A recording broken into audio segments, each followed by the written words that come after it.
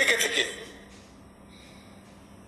পরিকল্পিতভাবে সুচারুভাবে উদ্দেশ্য নিয়ে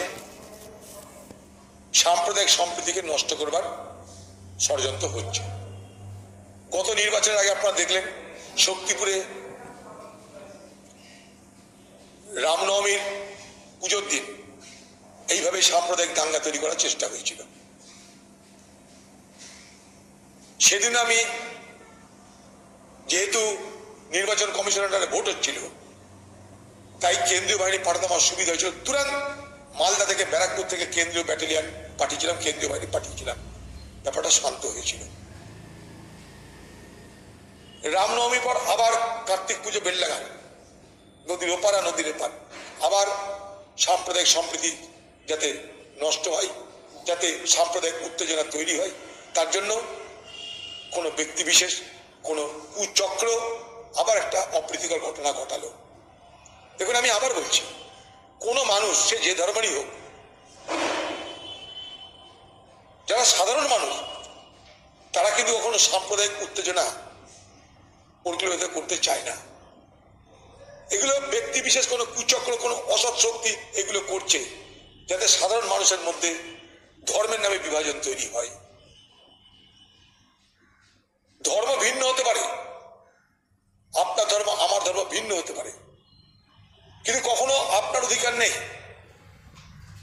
আমাকে আহত করার, আমারও কোনো অধিকার নেই আপনাকে আহত করার। আজকে আহত যদি হয় কেউ, তাহলে সেই উৎসব আর উৎসব থাকে না। সেই উৎসবে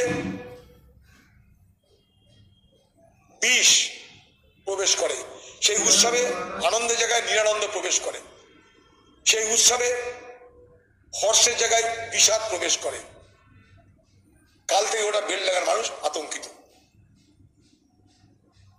একটা ব্যক্তি বা একটা ছোট চক্র কোনো পরিকল্পিতভাবে ষড়যন্ত্র করে অন্যায় করেছে, তার জন্যে গোটা উৎসবের বাতাবরণটা আজকে নষ্ট হতে চলেছে। এটার জন্যে সাধারণ মানুষের কোনো দায়ী নেই, সাধারণ মানুষের কোনো দোষ নেই। কার্তিক লড়াই ঐতিহ্য মণ্ডিত একটা অনুষ্ঠান বেলডাঙ্গার, হিন্দু মুসলমান সবাই মিলেমিশে সেই উৎসবের আনন্দ উপভোগ করে, হিন্দু মুসলমান সবাই মিলেমিশে। আমি নিজে কয়েকবার গেছি সেখানে। আজকে আমি নিজে ব্যথিত। কালকে যখন ঘটনা শুনলাম, আমি বারবার করে প্রশাসনের উচ্চস্তরের কর্তা ব্যক্তিদের সঙ্গে আলোচনা করে বারবার পুলিশি বন্দোবস্ত কড়া করতে বলেছি।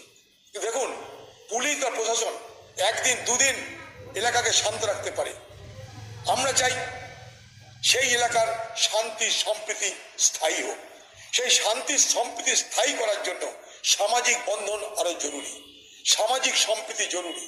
সামাজিক ভাবে আমি আপনার কাছে যদি বন্ধুত্বের ভ্রাতৃত্বের বাতাবরণ তৈরি করতে না পারি, আপনিও আমিও দুজনাই ঠকবো আমরা। তাই যেভাবেই হোক সেই সম্প্রীতিকে ফিরিয়ে আনতে হবে, যেভাবেই হোক সেই ঐক্যের বাতাবরণকে ফিরিয়ে আনতে হবে।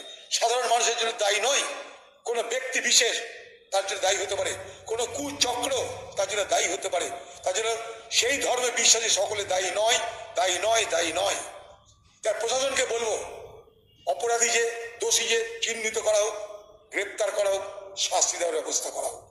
আমাদের ভিডিও ভালো লাগলে লাইক ও শেয়ার করুন, কমেন্ট সেকশনে গিয়ে জানান আপনাদের মতামত। আরও ভিডিও পেতে আমাদের চ্যানেলকে সাবস্ক্রাইব করুন এবং প্রতি মুহূর্তে খবরের আপডেট পেতে প্রেস করুন বেল আইকন।